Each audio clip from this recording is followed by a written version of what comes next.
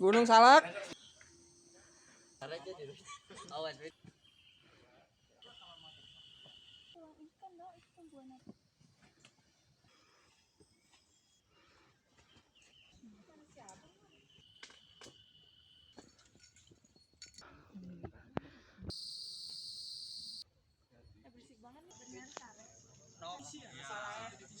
Mistis nggak Gunung Salak? Jangan lupa subscribe ya. Terima kasih.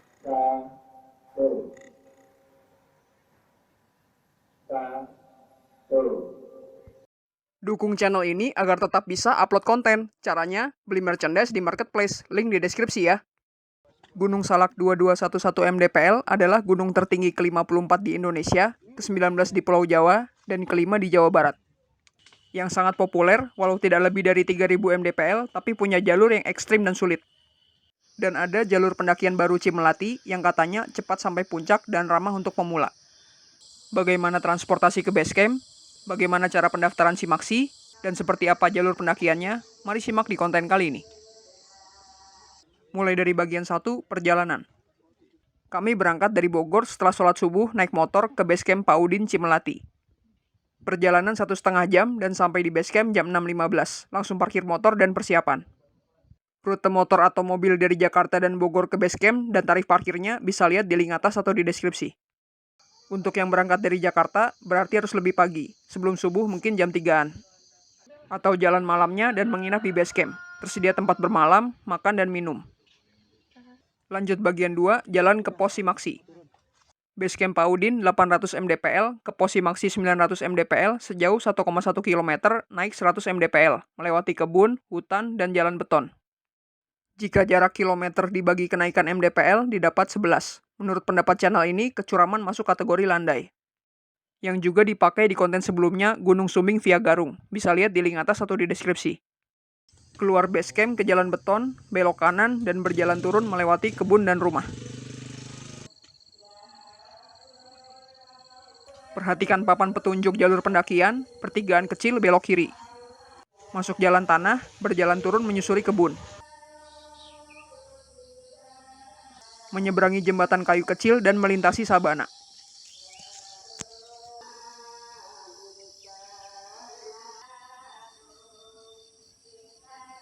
Dapat view sabana dan lembah. Di ujung sabana, masuk jalan beton jalur ojek Cigombong, belok kiri dan berjalan menanjak. Untuk rute angkot dan ojek ke base camp Cimelati, bisa lihat di link atas atau di deskripsi. Terus menanjak sampai ke gerbang kawasan, langsung belok kanan dan lurus di jalan berbatu.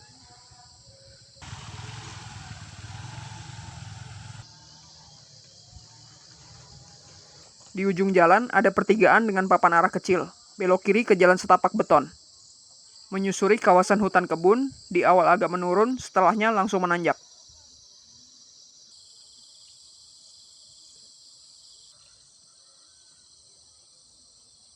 Stamina masih full, masih bisa ngambil gambar ala-ala vlogger. Hehe. Terus menanjak di area kebun terbuka dengan jalan beton.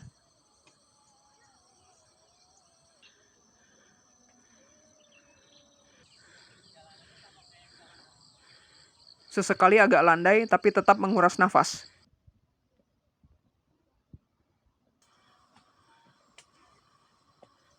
Ada pohon tumbang akibat hujan deras kemarin. Lanjut jalur landai, lalu sedikit menurun dan menyeberangi parit.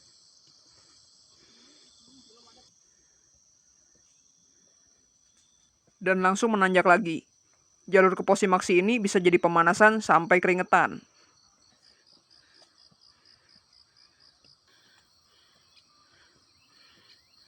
Dan jika jalur jadi landai panjang, maka pos Simaksi sudah dekat.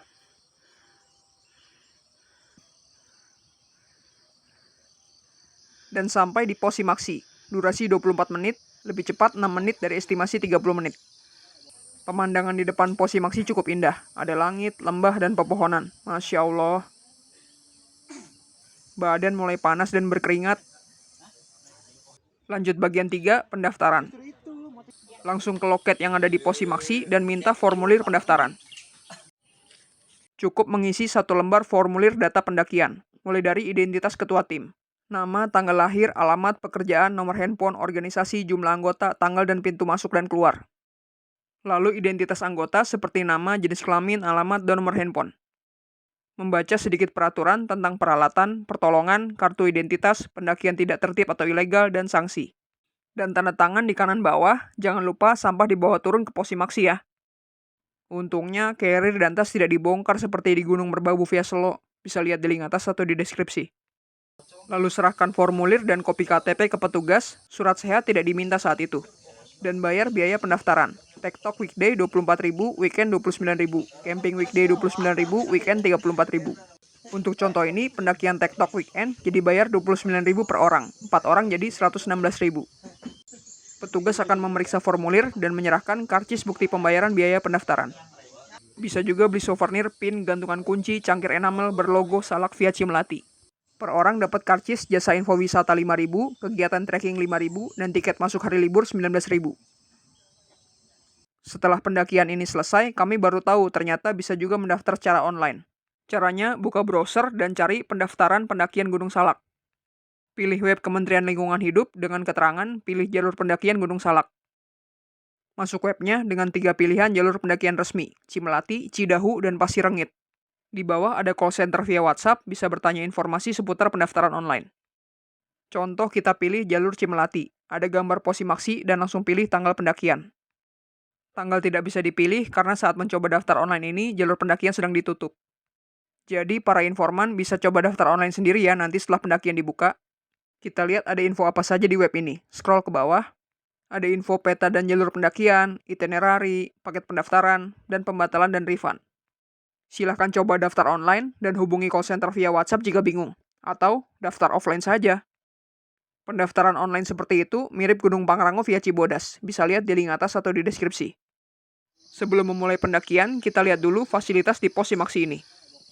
Rumah wudhu dan toilet, berisi tempat wudhu dan toilet 2 unit. Air keran bisa jadi sumber air.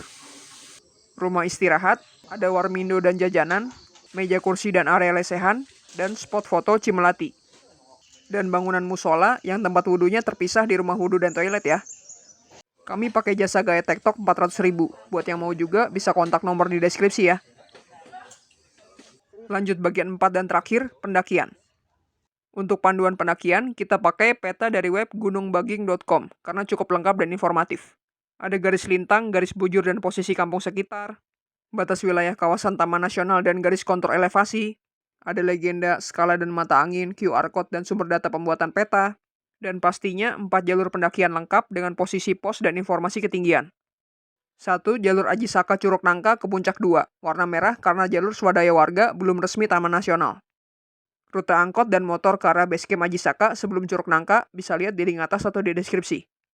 2. Jalur Pasir Rengit, jalur terpanjang, dari Gunung Bunder via Kawah Ratu, warna kuning berarti resmi Taman Nasional. Rute angkot dan motor ke basecamp Pasir Rengit dan pendakian sampai Kawah Ratu bisa lihat di link atas atau di deskripsi. 3. Jalur Cidahu, jalur resmi terlandai, irisan jalur Pasir Rengit di pos Bajuri. Semoga nanti bisa kesini ya, amin. Dan keempat, jalur Cimelati, jalur resmi terpendek sampai ke puncak. Resikonya jalurnya jadi sangat curam. Mari kita buktikan.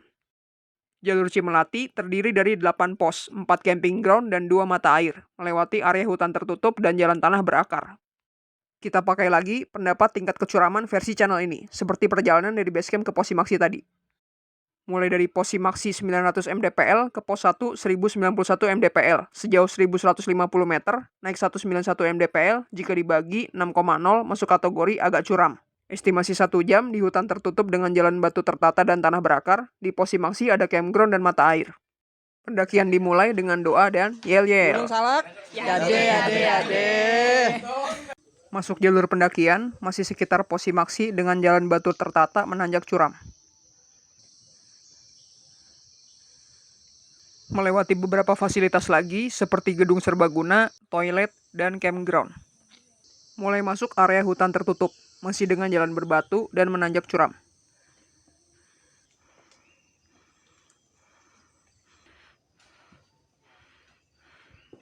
Dan mendekati pertigaan, jalan agak melandai. Sampai di pertigaan. Jika belok kanan lewat jalan berbatu dan shelter 5 menit, ke Curug Citaman. Untuk ke puncak Salak 1, ikuti papan arah, belok kiri ke jalan tanah berakar. Masuk area hutan kebun berpohon sama dengan jalan menanjak agak curam.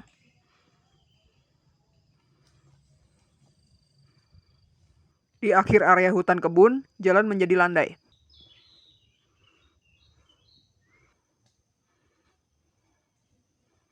Melewati pohon tumbang yang cukup banyak di jalur ini. Banyak juga jalur air di tepi jalan, pertanda curah hujan yang tinggi. Keluar hutan kebun, masuk ke hutan alami dengan tanaman yang beragam. Melewati pipa air warga dari sumber air di atas ke pemukiman di bawah. Lanjut di jalan yang mulai menanjak agak curam.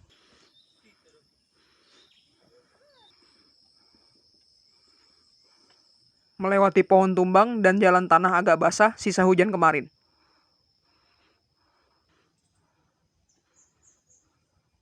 Dan sampai di pos 1.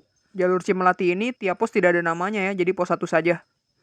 Pos Simaksi ke pos 1 28 menit, alhamdulillah lebih cepat 32 menit dari estimasi. Pos 1 berada di dalam hutan tertutup, ada sedikit tanah landai bisa untuk 2-3 tenda. Tidak ada sumber air, shelter atau warung, bisa duduk di batang pohon.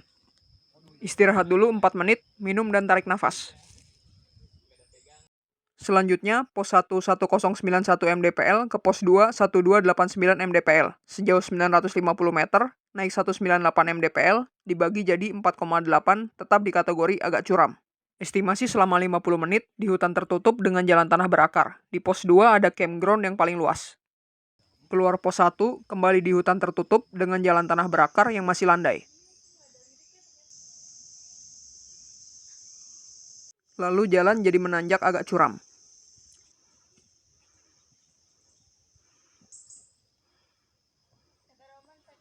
Dan mulai tanjakan curam berupa anak tangga.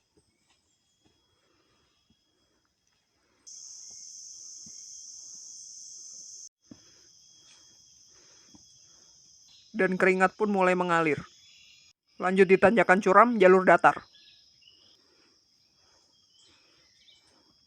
Melewati pohon tumbang lagi yang cukup besar. Dapat sedikit landai, lalu menanjak curam anak tangga lagi, dengan jalan tanah agak basah.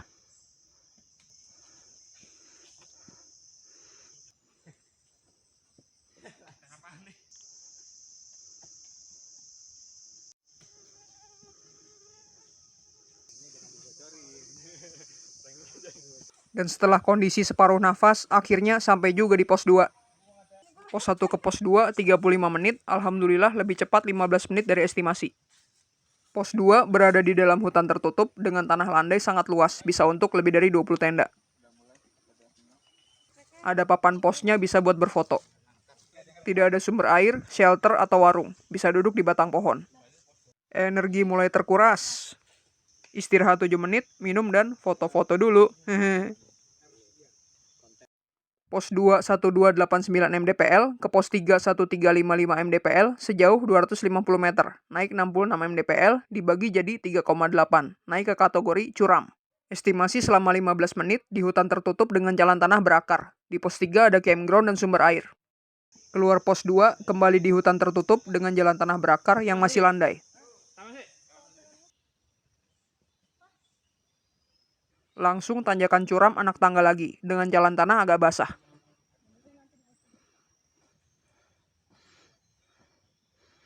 Dan tidak lama akan sampai di pos 3.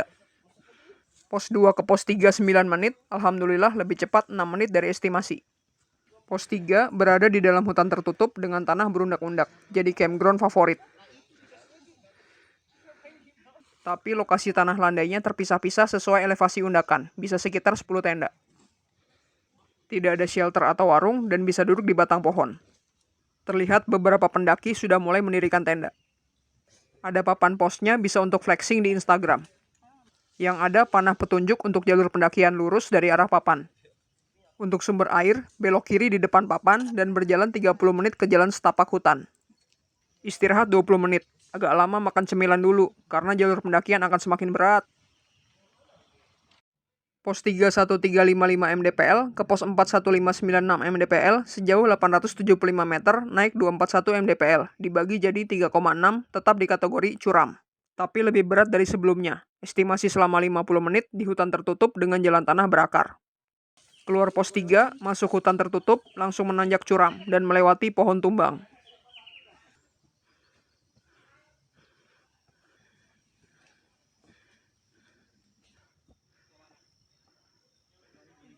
Sempat landai sebentar, langsung tanjakan curam lagi di tanah basah.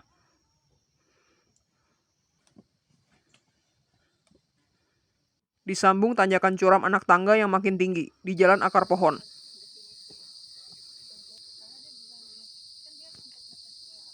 Halang rintang batang pohon dan tanjakan curam akar pohon lagi.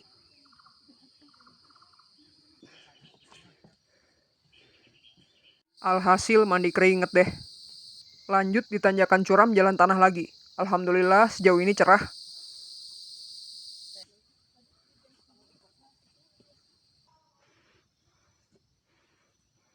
Melewati batang pohon tumbang dan lanjut tanjakan curam lagi di jalan tanah berakar.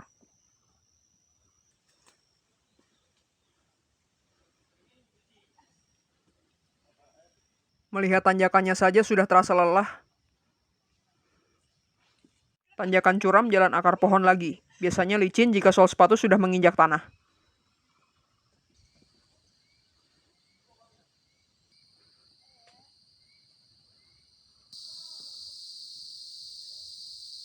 Melewati pohon tumbang lagi dan tanjakan curam jalan akar.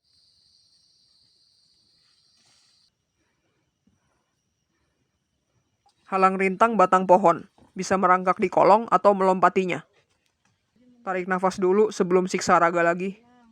Lanjut tanjakan curam, jalan akar lagi yang makin tinggi dan merepotkan.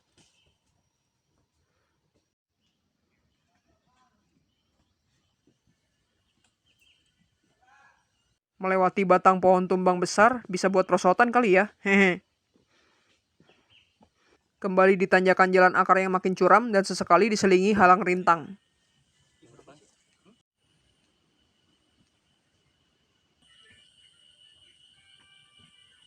Jalur Cimelati ini monoton hutan tertutup dan jalan tanah berakar yang curam, mirip Gede Via Putri. Untuk membuktikan kemiripannya, bisa lihat jalur Gunung Gede Via Putri di link atas atau di deskripsi. Melewati kolong batang pohon dan kembali berhalang rintang, kadang diberi tali webbing.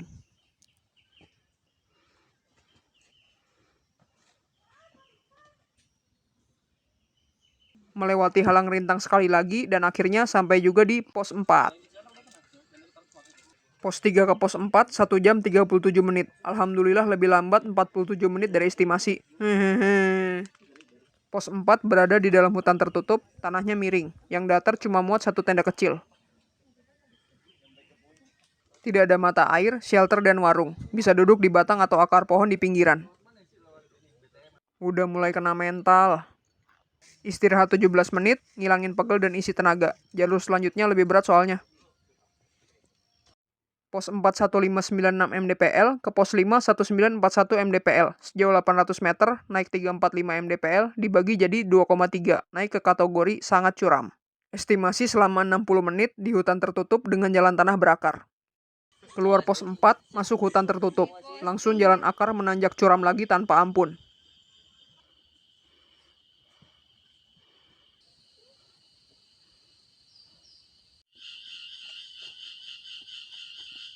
Dan sampai di halang rintang paling curam di jalur Cimelati, samping batang pohon tumbang.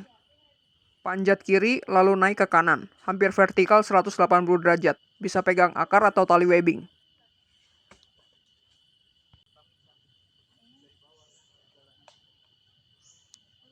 Sempat jalan berbatu, lanjut ke jalan akar lagi, dan terus menanjak curam.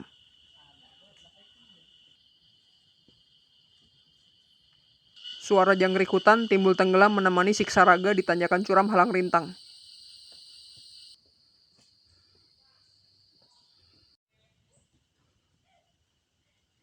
Dan berganti jadi jalan tanah basah tapi tetap menanjak curam. Dan akhirnya sampai juga di pos 5. Pos 4 ke pos 5, 39 menit, alhamdulillah lebih cepat 21 menit dari estimasi. Istirahat cuma 5 menit, tarik nafas dan minum saja, masih ada energi tipis-tipis. Pos 5 tidak ada tanah landai, sumber air, shelter, ataupun warung. pos 5 1941 mdpl ke pos 6 2005 mdpl sejauh 250 meter naik 64 mdpl, dibagi jadi 3,9 turun ke kategori curam. Estimasi selama 15 menit di hutan tertutup dengan jalan tanah berakar. Keluar pos 5, masuk hutan tertutup dan langsung jalan akar menanjak curam lagi.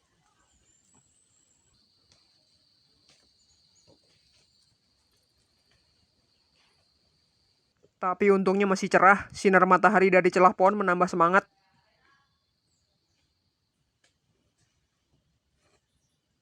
Dan tidak lama sampai juga di pos 6.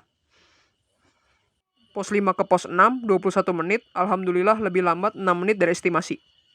Kondisi pos 6 mirip pos 5, sempit, tidak ada sumber air, shelter atau warung. Ada sedikit tanah landai, cuma muat satu tenda kecil, istirahat singkat 6 menit saja. Pos 62005 mdpl ke puncak 2211 mdpl sejauh 850 meter naik 206 mdpl, dibagi jadi 4,1 turun ke kategori agak curam. Estimasi selama 50 menit di hutan tertutup dengan jalan tanah berakar. Di puncak terdapat campground yang cukup luas. Keluar pos 6, masuk hutan tertutup dan jalan akar menanjak, ditemani suara jangkrik hutan.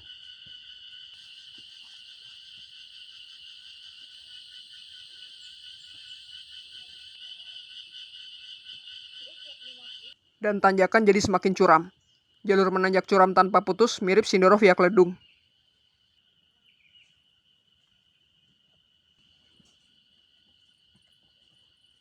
Untuk melihat kecuraman jalur Gunung Sindoro via Kledung, bisa lihat di link atas atau di deskripsi. Sempat landai sebentar, lalu lanjut tanjakan curam lagi, mulai bertemu pendaki yang jalan turun.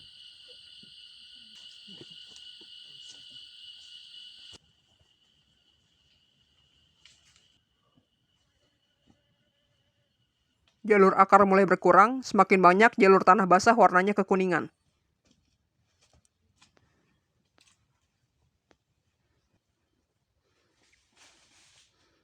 Dapat info dari guide, ada sigung, hewan di kartun yang warna hitam putih berbau busuk. Guide lokal Mas Rahmat, recommended, sabar, informatif, tanggap darurat. Kontaknya di deskripsi ya. Lanjut di tanah basah kuning, tapi jalur jadi agak landai dari sebelumnya. Lumayan ya bonus.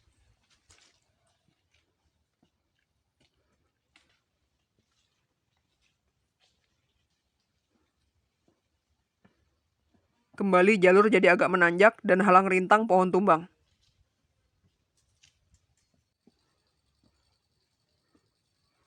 Ada yang tahu tanah kuning tidak licin ini apa namanya? Komen ya para informan.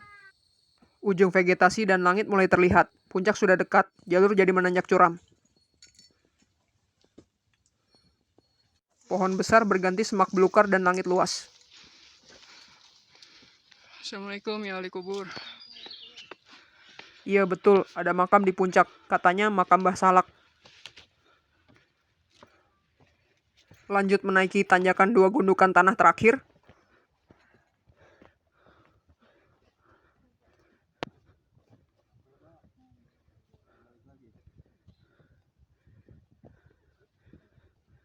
Dan akhirnya sampai juga di puncak Gunung Salak 2211 mdpl setelah pendakian sejauh 5,1 km, naik 1311 mdpl selama hampir 6 jam.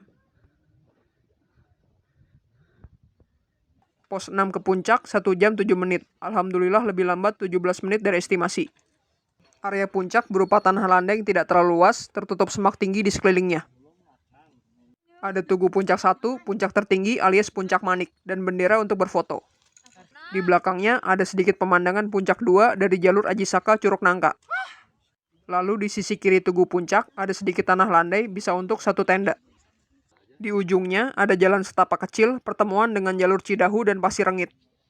Jika kita teruskan ke dalam, ada tanah landai lumayan luas bisa untuk 5 tenda lebih. Yang dikelilingi banyak pohon meranggas tanpa daun.